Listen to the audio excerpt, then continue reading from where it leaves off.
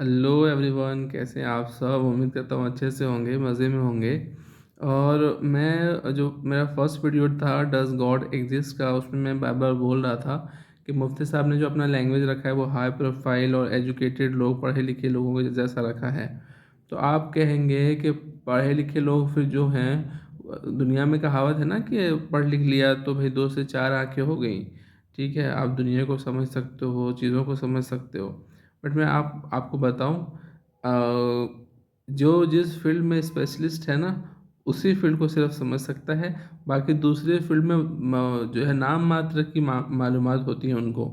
मैं आपको बता दूं, अगर आप बात करें डॉक्टरी लाइन की, मिसाल से समझाना चाहता हूँ एक एक फील्ड को। डॉक्टरी लाइन की बात करेंगे ना, तो उसमें जो चाइल्ड स्पेशलिस्ट होता है ना, फिर वो जो है उन नॉर्मल दूसरे फिजिशियन की तरह वो नहीं इलाज कर सकता। ठीक है। या जो आई स्पेशलिस्ट है वो कान नहीं देख सकता। जो है दांत के जो स्पेशलिस्ट हैं डॉक्टर, वो स्किन नहीं देख सकता। डर्मेटोलॉजिस्ट नहीं बन सकता। और जो डर्मेटोलॉजिस्ट है वो गायनोकोलॉजिस्ट नहीं बन सकता। मतलब उनका इलाज नहीं कर सकता, क्योंकि उनकी जो मालूमात है वो लिमिटेड होती है। ठीक है, किसी भी फील्ड में एक डॉक्टर जिस फील्ड में स्पेशलिस्ट है, दूसरे फील्ड का नहीं देख सकता वो, क्योंकि उसको मालूम नहीं है। या थोड़ा बहुत मालूम होना, 10-20 दवाइयों के नाम जान लेना, 10-20 चीज़ें जान लेना, उसको मालूमात नहीं कहते ना। ठीक है। तो कोई भी नहीं है जो पढ़ा लिखा हो और आप सोचो कि वो तो पढ़ लिया, दुनिया को समझ लिया, तो इसलिए उनको मालूम चल गया कि जो है धार्मिक किताबों में या इन चीज़ों में कुछ भी नहीं रखा है। कुछ मतलब लूप होल ढूंढ लिया उसने, कमी ढूंढ ली उसने पढ़ लिख के। तो ऐसा नहीं होता। एक फील्ड का सिर्फ वो एक्सपर्ट हो जाता है। उसके बाद मैं बताता हूँ, ये जो होते हैं आपके वकील होते हैं, लॉयर होते हैं, बैरिस्टर होते हैं, ये कोई क्रिमिनल लॉयर बन सकता है। ठीक है। कोई कोई क्रिमिनल लॉयर है तो कोई सिविल लॉयर है। ठीक है, कोई दूसरे फील्ड का लॉयर है। तो एक फील्ड का जो लॉयर जिसमें स्पेशलाइजेशन किया है उसने, वो दूसरे फील्ड में नहीं नहीं कर सकता, मतलब वकालत नहीं कर सकता, क्योंकि उसको महदूद लिमिटेड उसको नॉलेज है उस फील्ड का। अपने फील्ड का मालूम हो सकता है। तो अब क्या हुआ, इसी तरह दूसरे भी फील्ड की मैं बात करूं, बहुत सारे फील्ड है ना, दुनिया के शोबे। जैसे मैकेनिकल इंजीनियरिंग की बात करें तो मैकेनिकल लाइन के वो जो है इलेक्ट्रिकल लाइन का नहीं सब कुछ जान सकता। थोड़े बहुत जान लेना, इसको आप एक्सपर्टाइज नहीं कह सकते। एक्सपर्टाइज एक ही फील्ड में इतना, मतलब मैं कह रहा हूँ ना, पढ़ लिखने से शऊर ज़रूर आ जाता है। अच्छी बुरी चीज़ें समझ सकते हैं, लैंग्वेज समझ सकते हैं, पढ़ सकते हैं, अच्छा कमा सकते हैं। ठीक है, एक रिस्पेक्टफुल लाइफ जी सकते हैं। बट इसका ये मतलब नहीं कि आप सब कुछ समझ गए हैं। पढ़ लिख लेने का ये मतलब नहीं कि कितने भी आप एक्सपर्ट हो जाएं किसी फील्ड में, आप हर चीज़ को नहीं जान सकते। ठीक है। तो मैं वही समझाना चाह रहा हूँ कि रिलीजन को आप जान गए, आप पढ़ लिख के गॉड को समझ गए जो सबको बनाया हो।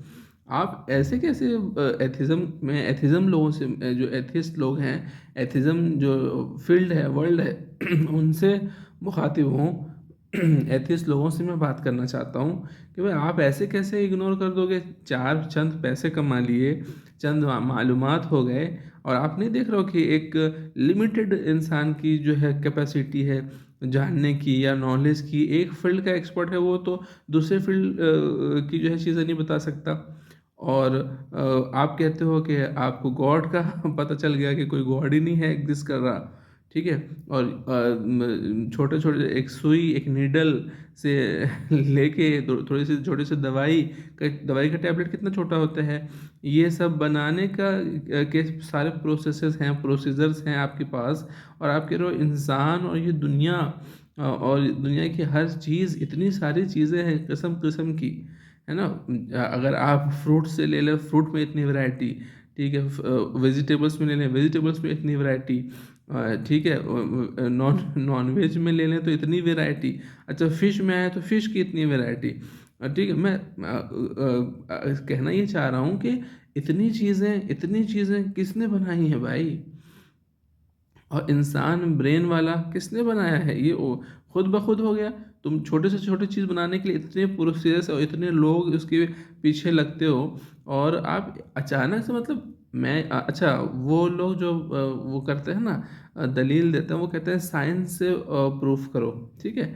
तो साइंस एक जो है ना वो प्रैक्टिकल चीज़ों को मानता है। तो साइंस हम ये कहते हैं, जैसे मुफ्ती साहब ने भी कहा, साइंस से किसी को इनकार नहीं है कि आप किसी भी चीज़ में तरक्की कर रहे हो तो भाई तरक्की करो, ठीक है, तरक्की करो, कोई दिक्कत नहीं है। तरक्की किया, हवाई जहाज़ बना, तो हम आज एक दूसरे से दूसरे देश में और दुनिया भर में जाने में इजी हो जाती हैं। ठीक है, टेलीफोन आया, मोबाइल आया, सेलफोन आया, तो कम्युनिकेशन दुनिया के किसी कोने में भी हो इंसान हो जाता है। इंटरनेट आया, तो साइंस कहते हैं तरक्की करने के नाम को, तो तरक्की करो ना आप, कौन मना कर रहा है। हम भी कहते हैं अच्छे से अच्छे चीज़ों का इजाद करो, उसका हम इस्तेमाल करेंगे जब तक ज़िंदा है इंसान, इस्तेमाल करें अच्छे से अच्छे चीज़ें, ठीक है। और बहुत सारी चीज़ें ईजाद करो, लेकिन आप कह देते हो कि this is the only source of knowledge, science is the only source of knowledge. यहाँ आप फेल हो जाते हो। आप मटेरियलिस्टिक चीज़ों को मेज़र कर सकते हो, मटेरियलिस्टिक चीज़ों को टेस्ट कर सकते हो, है ना। लेकिन आप जो है, जो मटेरियलिस्टिक नहीं है, गॉड, रियलिटी, इसको आप कह दो तो ये खुद ब खुद हो गया है, दुनिया, यूनिवर्स खुद ब खुद बन गया है। बाकी सब चीज़ों का प्रोसेस है, और इतना बड़ा यूनिवर्स जो है वो खुद ब खुद बन गया। चाँद खुद ब खुद आ गए, सूरज खुद ब खुद आ गए, और दुनिया का निज़ाम जो चल रहा है खुद ब खुद चल रहा है। इसको कोई नहीं चला रहा, बाकी सब चीज़ें चला रहा है ना। ट्रैफिक से लेके, कंपनियों से लेके, स्कूल से लेके, हर एक चीज़ को चलाने के लिए एक प्रोसेस है, लंबा प्रोसेस है। और ये जो जितना आप तरक्की बता रहे हैं ना, ये जो आपने रिसर्च किया हुआ है, साइंस की बात कर रहा हूँ मैं, साइंटिस्ट लोग या साइंस ने जितना तरक्की किया है, कितने हज़ार साल की ज़िंदगी बता रहे हैं ये कि दुनिया एग्जिस्ट कर रहा है। 5,000 साल, उससे ज़्यादा बताते हैं कि इतने साल से वर्ल्ड जो है, दुनिया जो है, यूनिवर्स जो है वजूद में आया है। इतने साल से आप रिसर्च कर कर के तब आप यहाँ तक पहुँचे हैं, है ना। तब यहाँ तक इन चीज़ों को जाने हैं, तब यहाँ तक इन चीज़ों तक आपकी पहुँच हो पाई है और जो मालूमात हो पाई है। और ये बना जिसने बना दिया था, उसके बारे में आप कह रहे हैं कि वो है ही नहीं, ठीक है। अच्छा, आप बना भी रहे हो तो किस चीज़ से बना रहे हो, नेचर की चीज़ों को लेके ही, उसमें मॉडिफिकेशन करके, उसमें ऐड ऑन करके, उस पे रिसर्च करके किस पे रहे हो आप। और जो चीज़ें नेचर में पाई जा रही हैं उस पे रिसर्च कर रहे हो, ठीक है। वो ये कैसे, क्या है, मतलब कैसे बना, किस चीज़ से बना, है ना, इसका यूजेस क्या है, इसके बेनिफिट्स क्या हैं, लोगों को क्या फ़ायदा होगा।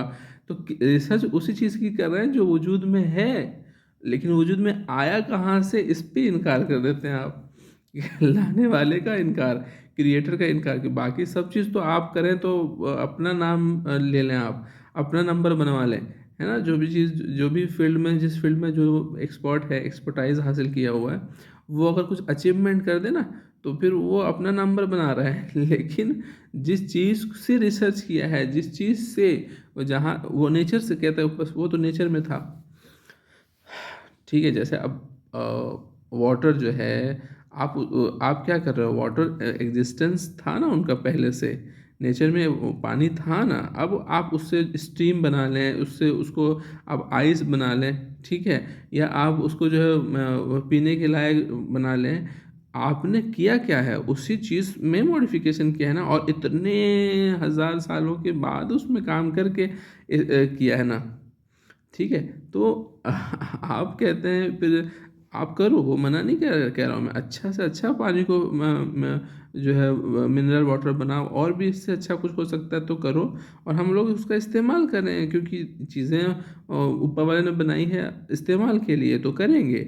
लेकिन ये कह देना कि कोई बनाने वाला ही नहीं था इन चीज़ों का, तो ये तो फिर बेईमानी हो जाती है ना।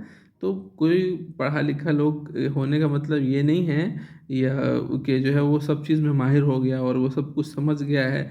तो बहुत लिमिटेड कैपेसिटी है इंसान की, बहुत लिमिटेड है वो रीच है इंसान की।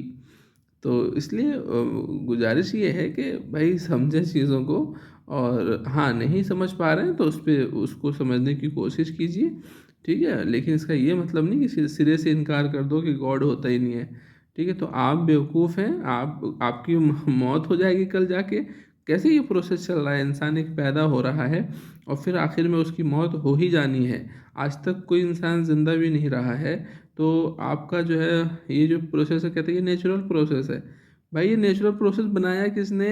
जो किसी की कोई पैदाइश हो रहा है, फिर वो धीरे-धीरे बढ़ता है, उसमें ग्रोथ होता है, उसमें मैच्योरिटी आती है, फिर जाके वो यंग हो जाता है, फिर एडोरेबल हो जाता है, इतना खूबसूरत हो जाता है, ठीक है? फिर वो धीरे-धीरे एजिंग होना शुरू होता है, फिर मिड एज में आते हैं, फिर मिड एज में अचीवमेंट होता है उनका, फिर धीरे-धीरे उसका डिके होते-होते डिक्लाइन होते-होते क्या बूढ़ा, अब बूढ़ा होके फिर डेथ।